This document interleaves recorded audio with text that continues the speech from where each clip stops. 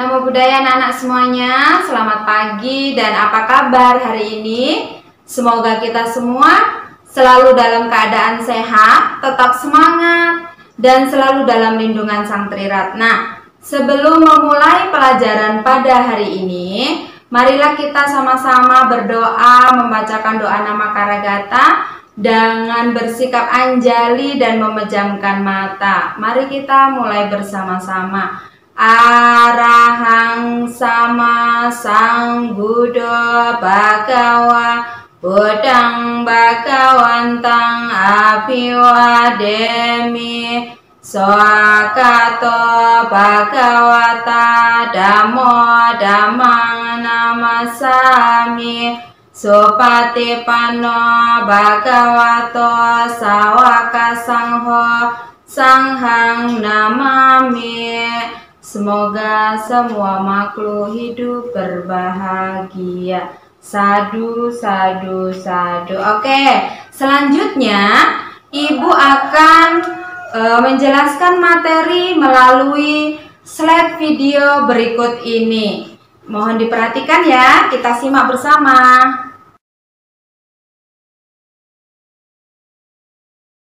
Pelajaran 7 tentang mengakui kesalahan dan memperbaiki diri.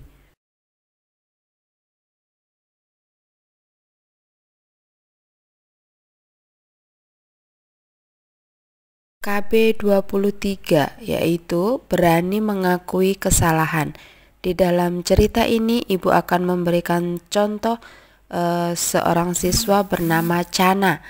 Chana adalah pelayan Pangeran Siddhartha yang memiliki sifat sangat sombong dan bersikap kuasa.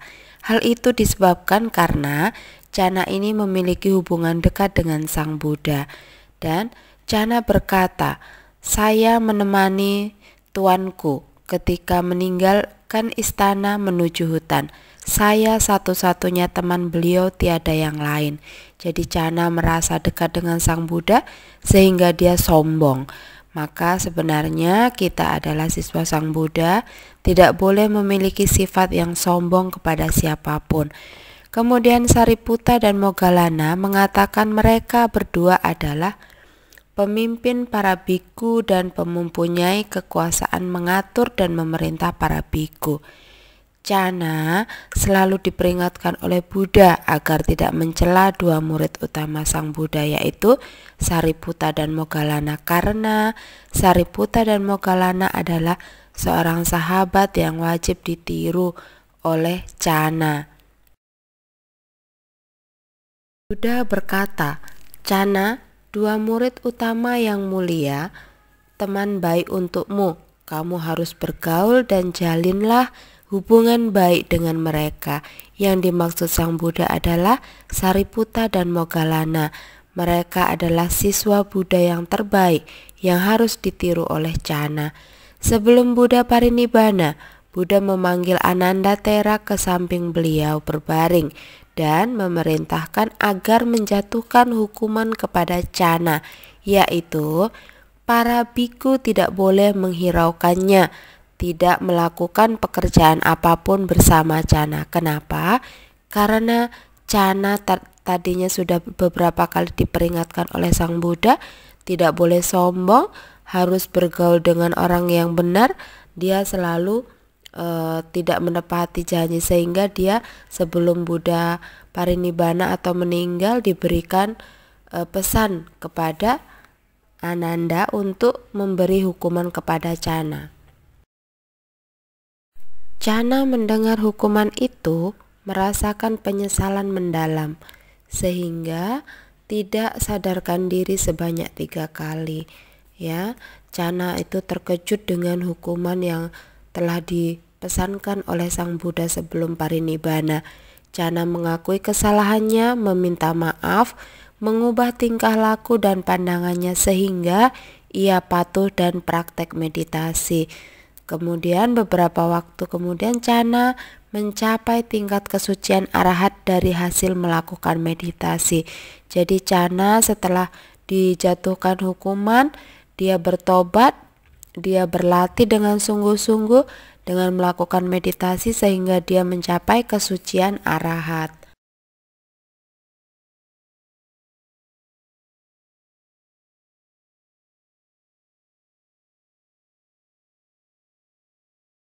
KB 24 yaitu tentang memperbaiki diri atau bertobat. Di dalam cerita ini yaitu tentang Ahimsaka. Ahimsaka adalah putra kepala pendeta di istana Raja Pasenadi dari Kosala, yang mana Ahimsaka kuliah di Universitas Taksasila.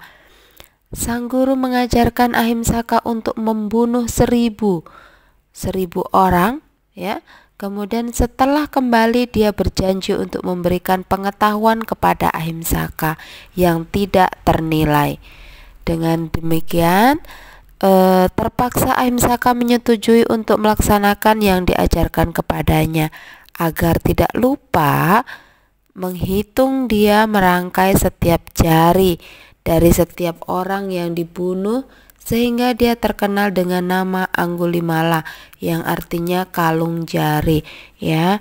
Gurunya ini menjanjikan akan memberikan pengetahuan yang luar biasa kepada Ahimsaka, tapi setelah Ahimsaka itu mampu membunuh atau mengumpulkan 1000 jari manusia, ya. Agar tidak lupa, dia menusuk jari yang sudah dipotong itu dijadikan sebuah kalung yang kemudian artinya adalah kalung jari. Raja Pasenadi mendengar perbuatan Anggulimala, membuat persiapan untuk menangkapnya. Kenapa? Karena Raja Pasenadi malu melihat perbuatan jahat anaknya. Dan ibunya Anggulimala bernama Mantani, ya. Anggulimala ini mengumpulkan jari di lehernya sudah mencapai 999 jari. Jadi kurang 1 jari lagi yang harus dikumpulkan. Pada pagi hari, Buddha melihat Anggulimala, kemudian menghalangi Anggulimala yang menunggu orang terakhir untuk memperoleh 1000 jari. Anggulimala melihat ibunya dan akan dibunuh, sehingga apabila ibunya dibunuh maka akan menderita di alam neraka niraya yang tiada akhirnya. Dengan cinta kasih, Buddha menuju hutan untuk menyelamatkan Anggulimala dan ibunya. Ketika sedang menunggu, Anggulimala melihat Buddha dan mengajarkan dengan pedang terhunus. Buddha tidak dapat terkejar sehingga Anggulimala kelelahan, dan sambil memperhatikan Buddha dia menangis dan berkata, "Oh biku, berhentilah." Kenapa Buddha tidak bisa dikejar oleh Anggulimala? Karena Buddha sudah mencapai tingkat kesucian tertinggi dan Anggulimala masih diliputi dengan kebencian dan perbuatan yang jahat.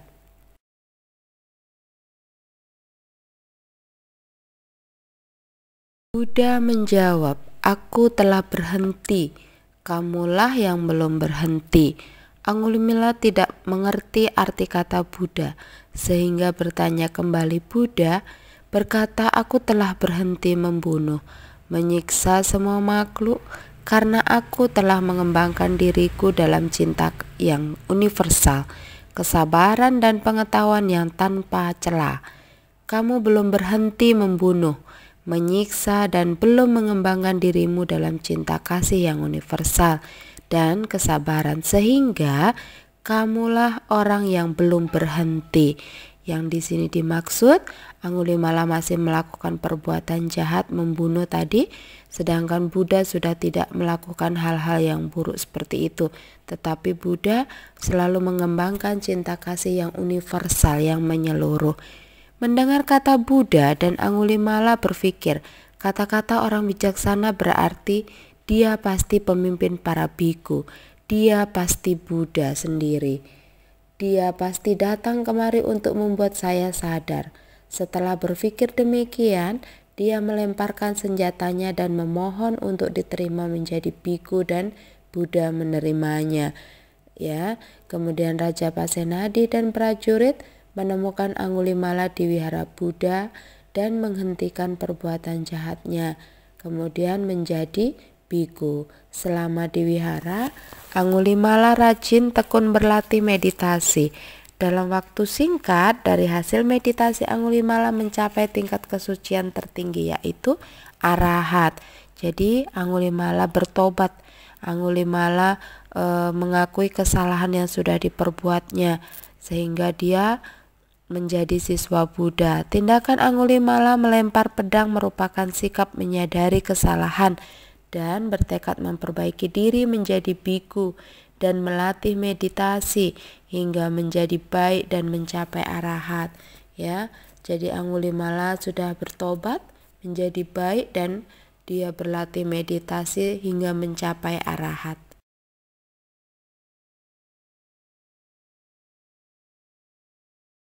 KB 25 yaitu belajar bijaksana. Di sini Buddha adalah guru yang bijaksana dan membabarkan dharma, selalu melihat situasi sesuai usia dan watak pendengarnya. Jadi di sini Buddha tahu situasi yang sesuai dengan usia berapa yang harus diberikan wejangan atau dharma. Ya, kisah yaksa yang suka memakan anak-anak. Yaksa memiliki anak yang sangat dikasihinya dan tidak dimakannya. Warga memiliki rencana untuk menyembunyikan anak yaksa. Hal ini dibantu oleh Buddha Sakyamuni. Kenapa? Karena yaksa ini suka makan anak-anak kecil di kampung. Hanya anaknya sendirilah yang dicintainya dan tidak dimakan. Ketika yaksa pergi, warga menyembunyikan anaknya, dan setelah yaksa kembali, ia sangat bersedih, menderita, serta berguling di tanah. Yaksa mencari bantuan dari sang Buddha. Buddha bertanya, apakah engkau mengasihi anakmu? Yaksa menjawab, iya. Buddha akan membantu mencari anaknya jika yaksa berjanji untuk tidak memakan anak-anak di desa. Ya, yaksa ini jahat. Anaknya dicintai tetapi anak orang lain tidak dicintai. Dia suka makan anak-anak kecil di desa. Setelah Buddha Sakyamuni menjelaskan kepada kebenaran dan kepada yaksa, kemudian dia tidak berani lagi memakan anak-anak yang lain. Kesimpulannya adalah hewan juga makhluk hidup. Masa mendatang, jika banyak berlatih, mereka juga akan dilahirkan sebagai manusia, bahkan mencapai pencerahan. Kita harus sungguh-sungguh mempelajari jalan Buddha dan mengembangkan rasa welas asih dengan tidak menyakiti atau memakan makhluk lain dan hewan lain. Jadi anak ibu guru semuanya, ingatlah selalu kita harus saling mencintai, saling menyayangi kepada semua makhluk. Tidak boleh membeda-bedakan, tidak boleh membenci makhluk lain.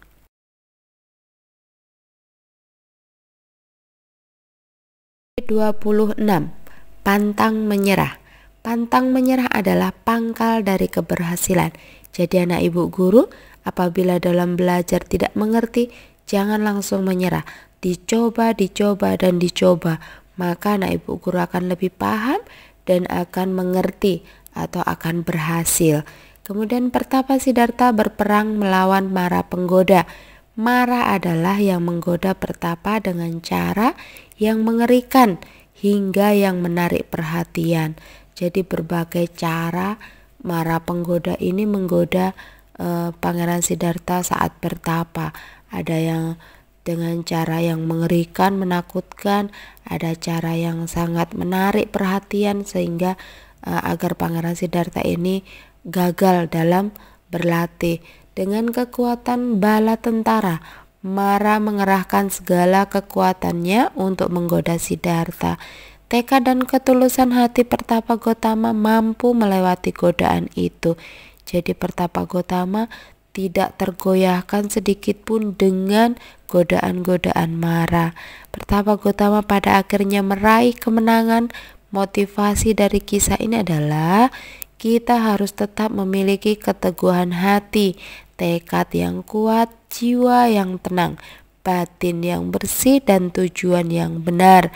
Dengan melakukan hal tersebut, sehingga pintu kesuksesan akan terbuka untuk kita. Seperti halnya kita dalam belajar, apabila kita tidak bisa, kita harus mencoba, bertanya, mencoba. supaya kita dapat mengerti dan memahami hingga kita bisa dan mampu melakukan hal yang kita tidak mampu itu dan menjadi orang yang sukses dan bahagia. Demikian penjelasan materi pada video kali ini. Semoga anak-anak ibu guru semua dapat memahami materi yang telah ibu jelaskan tadi. Dan semoga kita semua selalu dalam keadaan sehat, tetap semangat, dan sekian dari Ibu. Namo Saya Budaya, Namo Buddhaya.